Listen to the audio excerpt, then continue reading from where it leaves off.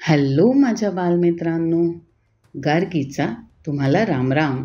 एनरूटर संस्कार वर्गाच्या swag of 7 super hero क्वेस्टच्या तिसऱ्या भागात आपलं हार्दिक स्वागत.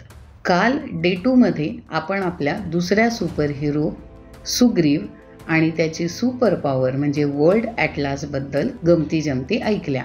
आता वेळ झाली आहे तिसऱ्या सुपर हिरोच्या गमती ऐकायची.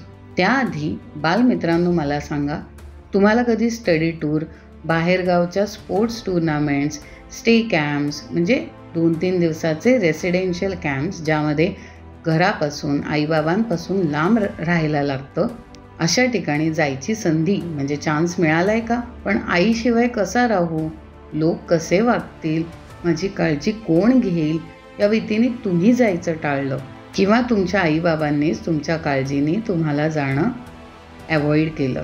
असं कधी झालं आहे का? झालं असेल तर त्या कॅम्पचं, स्टडी टूरचं, टुर्नामेंट प्लेसचं किंवा टुर्नामेंटचं नाव वहीच्या कागदावर लिहून ठेवा.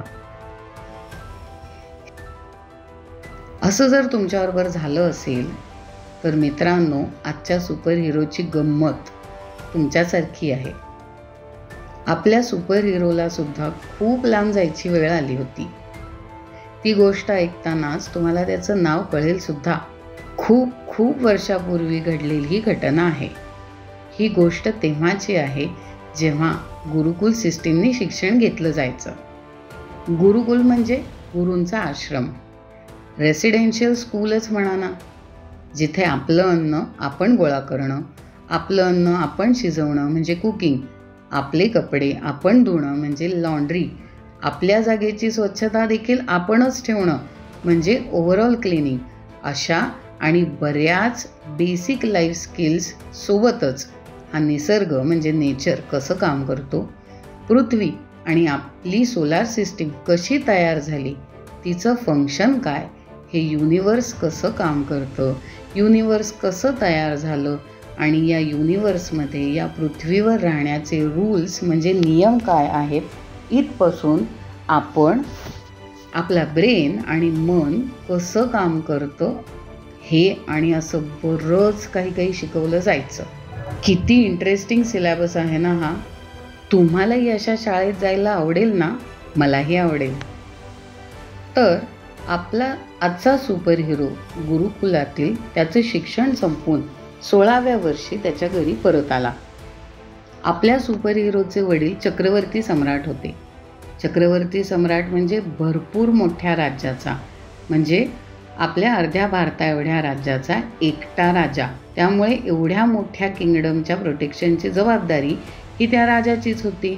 म्हणून त्या राजाकडे एक ऋषी त्यांच्या आश्रमाला प्रोटेक्शन हवं म्हणून तुझा शिक्षण संपून परत आलेला मोठा मुलगा माझ्याकडे पाठव असं सांगायला आले. त्या ऋषींचं नाव विश्वामित्र.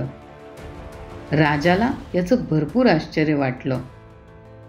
तो म्हणाला, तुमच्या आश्रमाच्या प्रोटेक्शनसाठी मी माझी आर्मी घेऊन स्वतः येतो, पण माझ्या आत्ताशी शिक्षण संपून परत आलेल्या लहानग्या 16 वर्षाच्या मुलाला तुम्ही प्रोटेक्शनला नका नेऊ. तो अजून तेवढा स्ट्रॉंग नाही, त्यात तो माझा लाडका आहे, त्यामुळे तुम्ही त्याला नका नेऊ. एवढ्या मोठ्या राज्याच्या राजाने असा नकार दिला म्हणून विश्वामित्र भरपूर चिडले आणि म्हणाले, मला वाटलं नव्हतं राजा तू असा करशील. आश्रमाचं प्रोटेक्शन मला करता येतं, पण तू राजा आहेस म्हणून मी तुला मदत मागायला आलो. मदत मागायला आलेले भरपूर मोठे ऋषी चिडून निघून जात आहेत हे पाहिल्यानंतर त्या राज्याच्या कुलगुरू म्हणजे मेन महत्त्वाच्या ऋषींनी त्या राजाला सांगितलं, अरे राजा, हे ऋषी इतके स्ट्रॉंग आहेत ना की ते त्यांच्या आश्रमाचं प्रोटेक्शन करू शकतात, पण तरीही तुझ्या मुलाला पाठव असं जर ते म्हणतायत तर त्यामध्ये नक्कीच तुझ्या मुलाचा फायदा आहे. नक्कीच विश्वामित्र ऋषींबरोबर त्याला भरपूर गोष्टी शिकायला मिळतील. त्यामुळे तुझ्या मुलाच्या पुढच्या ग्रोथसाठी तू त्याला विश्वामित्र ऋषींबरोबर पाठवावं असं मला वाटतं. कुलगुरूंनी म्हणजे वशिष्ठ ऋषींनी राजाला असं सांगितल्यावर राजा खूप दुःख आणि टेन्शननी त्याच्या मुलाला पाठवायला तयार झाला.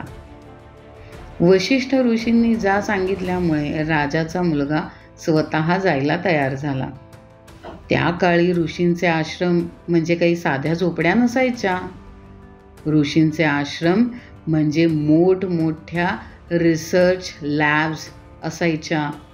वेगवेगळे शोध, वेगवेगळे एक्सपेरिमेंट्स सतत त्या आश्रमात चालू असायचे. त्यामुळे आपल्या आजच्या सुपर हिरोला विश्वामित्र ऋषींच्या आश्रमात भरपूर टेक्निक्स शिकायला मिळाल्या. मुलांनो, तुम्हाला okay Google, hey Siri, Alexa, play a song for me ह्या सगळ्या आवाजावर चालणाऱ्या टेक्नॉलॉजीज माहीतच असतील.